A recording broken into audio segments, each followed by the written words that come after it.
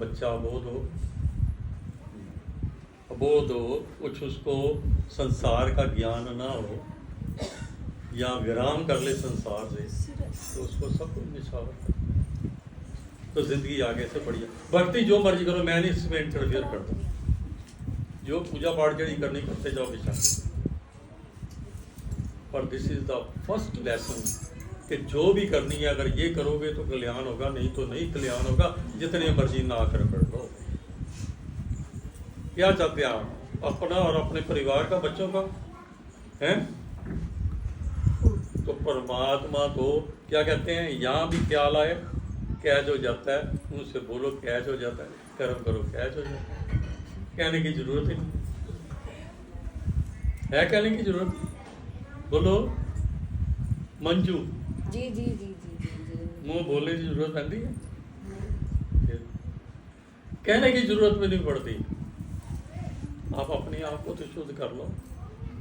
और मैं यहाँ तक कहीं बात करने आते हैं, मैं कहा अच्छा कुछ नहीं करो तो चाहते ना, I am a architecture also. कोई नक्शा बनवाते हैं घर बनाने के लिए, आप भविष्य का नक्शा चाहते हो, मेरे पास ये कमी है, ये दिक्कत है, तो मैं कहता मैं नक्शा बना देता हूँ, उस नक्शे के मुताबिक आप कर्म करो चलो। और मान लो आपके पास बहुत कमी है, इट इज़ ग्रांटेड, मेरे मुताबिक आप चलोगे, अगला जीवन में वो सारी कमियां दूर हो जाएंगी, खूबसूरती मिल जाएगी, रंग साफ हो जाएगा, स्ट्रक्चर ही चेंज हो जाएगा। इसके लिए आपके अंदर वो खूबसूरती गुणों की आनी चाहिए, वो नरमी प्रेम की आनी चाहिए, इमोशनल सेंटिमेंटल होना पड़ेगा। और सब बाणी भी अपने आप मीठी हो जाएगी, समझो अगला दिन। ये तो एक बात है कर्म अच्छे करने। भगवान कृष्ण ने गीता में पहला लेसन क्या है? कर्म योग का। दूसरा ज्ञान योग, आपको पता होना चाहिए। अंधी भक्ति भी गलत है, अंधी भक्ति। कर्म योग का मतलब, ज्ञान योग का मतलब है आपको पता होना चाहिए कि मैं क्या कर रहा हूँ,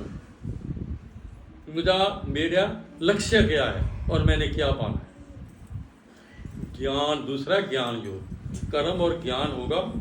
और कर्म ज्ञान के लिए ही मास्टर की, गुरु की जरूरत होती है। तीसरा है भक्ति, थर्ड में आती है। उसके बाद साधना जो है अपने रास्ते पर चलती है। तो पहला आपको कर्म, सिंपल शब्दों में कर्म योग आपको बता दी, और आगे का रास्ता जो है वो थोड़ा कठिन है। देखिए हम कुछ ज़्यादा बात नहीं करते, जो सभी ने कहा, सत्य जिन्होंने जाना, एक ही कहा परमात्मा एक है, एक को ईश्वर द्वितीय न कोई। और दूसरा परमात्मा मेरे को बनाने वाला मेरे जैसा नहीं, मेरे को बनाने वाला वो निराकार है। निराकार होते भी सर्वशक्तिमान, सर्वशक्तिशाली, सर्वव्यापक है। इसकी एग्जाम्पल कोई दो है? मान लो परमात्मा के आकाश है, आकाश सर्वव्यापक, सर्वशक्तिमान है, सर्व पावरफुल है। कैसे? बोलो कैसे? है किसी को पता? पता है किसी को? एनर्जी कहां से आती है? साड़ी बिजली कितों आ रही है?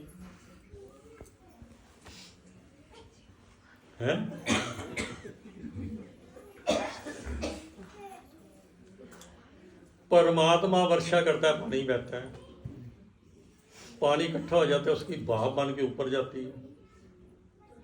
और इन सब चीज़ों से, और जो शुद्ध हो जाती हैं चीज़ें, 5 भौतिक तत्व कौन से हैं? धरती, आकाश, पानी, अग्नि, हवा।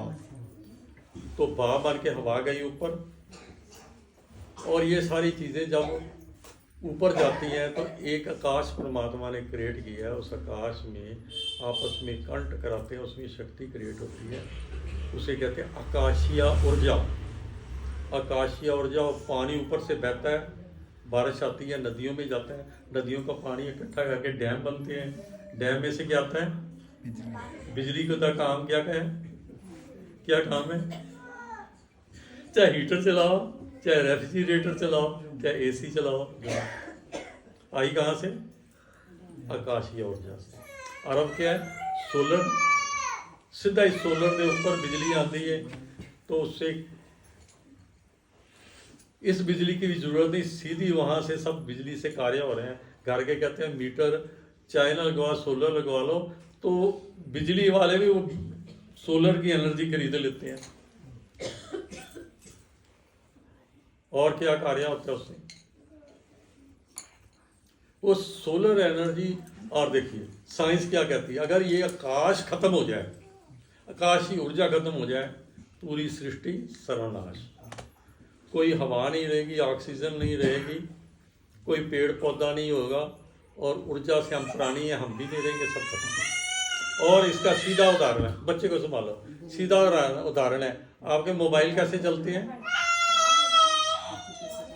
आपके मोबाइल कैसे चलते हैं बोलो?